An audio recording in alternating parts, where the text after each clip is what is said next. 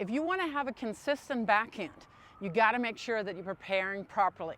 Because if you're not preparing properly, a lot of times later in the stroke, you'll find that you have issues. So let's look at the best preparation for your two-handed backhand. The things that I'm seeing a lot when I'm teaching is that people don't load properly. So if they're facing the court and you look at me from the side, I would never see their racket going all the way back. And to me, the key part is that I want to be so far turned that if you're on the other side of the court, you will see my right shoulder blade. Now, if you're my opponent and I'm loading properly, I'm preparing properly, you see my right shoulder blade. And one thing that I was taught when I was little was that I can almost touch my chin to my shoulder. And that holds true whether I'm hitting a one-hander or, in this instance, a two-hander. Same preparation.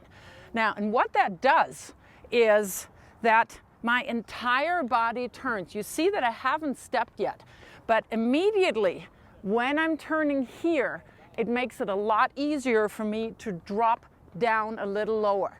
So if I'm having a ball coming in here now, my left leg now is loaded. And I'm starting that with, of course, my unit turn.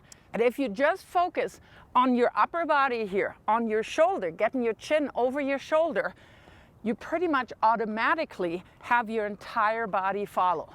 So again, I'm here in my ready position. I'm seeing my incoming ball and it's coming straight to me. I'm turning here. I'm still, of course, having full vision of the court, but I'm fully loaded now. This is the preparation that I want to see. If you're just barely seeing the front of my right shoulder, I'm not prepping enough. And you also see that the tip of my racket barely ever makes it back to the back fence. So I want to turn right here and drop into my load. Now I can move forward, and now I can transfer my body weight from my left onto my right. And of course, even more important is that I have my angular momentum coming in here. So I can release the energy that I started storing by turning my upper body and then going down into my lower body. Now I can release that and transfer it all into my shot and let that energy travel from the ground up through my legs, through my core, and then shoulder, and then lastly hand. So make sure that you prep properly all the way. A few other key points for a good preparation. Make sure that the racket head stays above your wrist on the take back. What is the benefit of having the racket face above your wrist? It's very simple. It helps with accelerating because you can let gravity do its job. And as you're taking it back, it makes for a rounder and smoother motion here. Gravity takes over, pulls the racket down, and that automatically then gets me in the ideal position for my lock-in position, meaning that the racket face is below the wrist now, butt cap points to the incoming ball, which then also signifies the end of your preparation. So if you now have the racket face above your wrist, ball is coming in, gravity helps me a lot to accelerate up to contact point. Now, of course, there are players who take the racket back a little flatter. That is perfectly fine. Nothing necessarily wrong with that. That is harder to control because you're coming back at the ball and you're just being very flat in your stroke there. So that doesn't give you a whole lot of net clearance. And it could be that any slightly half degree of your racket face being open, that ball launches. So when I teach, I always teach racket face above the hands and then the racket drop so that you get more spin. One benefit of the slightly shorter take back, flattened take back, is that you have less time when you prepare. So you do see that distinction a lot of times in returns, that the racket is taken back flatter and shorter. But then on regular ground strokes, you do see the racket face above the wrist. One of the problems with not preparing properly is, as I said in the beginning, is that you have issues later on in the swing. And this is number 2 of the backhand killers. There is no extension. So a lot of times I'm seeing players take the racket back here very tight to their bodies. So ideally, you want to have a little bit more air between the left hand. For me as a right-hander, my right hand is on the bottom of the grip, left hand is on top. I want to have a little bit more air right here on my take back, because it's really, really hard if I take my racket back here to then all of a sudden extend. And that is more a pushing motion rather than a fluid motion in one go. So take back, you want to have your arms a little bit further away from your body and not tucked in here. And that leads me to the third killer of your backhand, the non-follow through. And that is what I oftentimes call the chicken wing. And it does come from the not preparing properly, the not loading properly, the being too close here. The only way that if you prepare here is to follow through here a lot of times. And that's not what you want to do. You want to make sure that your non-dominant arm, for me that's my left, is fully extended before you break the elbow. Don't break your elbow, but bend it. So I want to extend fully through the ball, and then I come around. And of course, I'm making that smooth. And from this side, it looks like this. What I don't want to do, I come around here. I'm losing a lot of potential to accelerate, to gain more velocity with my racket head, and of course, give it more topspin or power if that's what you want.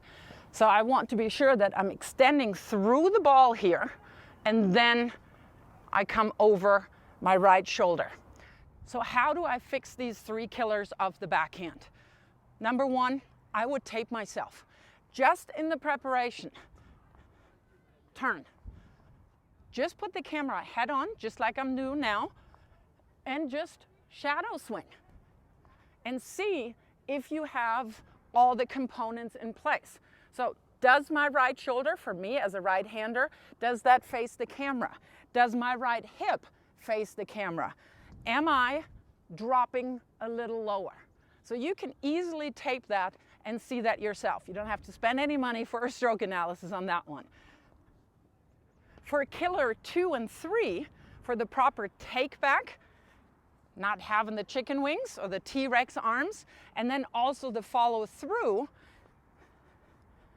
just hit left-handed forehands. And you can actually toss those yourself. So again, you don't need anybody else. And it looks a little funky. So just choke up a little bit to where your left hand would naturally be if you're a right-handed person. Now, of course, you would do it the exact same opposite if you're a left-hander. If you have a left-handed two-handed backhand, your right hand, that would be a right hand forehand, is just choked up a little bit. So let's see how that goes. Hopefully I'm not taking out the camera. So I would suggest just take the racket out this far here to where you feel that you have a little bit more air between your rib cage and your arm is a little further back. Add your right hand to it. Okay, does that feel proper? Do I feel like I'm having a pre-stretch here? Do I feel like I could now just transfer my body weight into the shot? And that's where I'm starting my left-handed forehand. And then I'm extending. Of course, it looks funny when I'm doing this. That was actually decent. And I really want to make sure that I extend through the ball. And then I just mimic that. Just shadow swing a couple of times. Do it slower. You always want to go slower to faster and simple to more complex when you learn a new motion. Now the last drill that you can do, and that's more of a visual thing, is to simply put 3 balls down on the ground and pretend that you're making contact with 3 balls. So let me show you. So you see these 3 balls on the ground? I want to position myself properly sideways, so again that I have a little bit more space, and then I'm simply pretending that I'm making contact with ball 1, ball 2, ball 3, and by that time my left arm is definitely fully extended, and then I can come around here. So I'm going slow. I made contact 1, 2, 3. Okay, now I can break. Same thing again, and then I can accelerate that a little bit more.